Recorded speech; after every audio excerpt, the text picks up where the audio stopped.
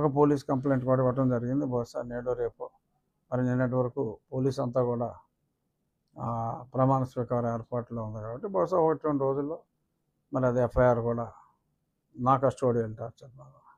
ఎందుకంటే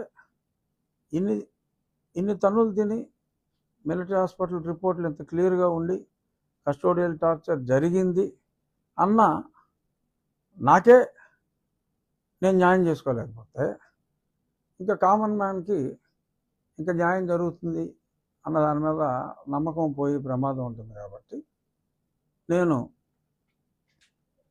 నా నిర్ణయం నేను తీసుకుని, చాలామంది అనుకుంటున్నారు దీని వెనక ఇంకెవరో ఉన్నారు, పార్టీ పెద్దలు ఉన్నారని. నేను ఎవరితోటి మాట్లాడాల.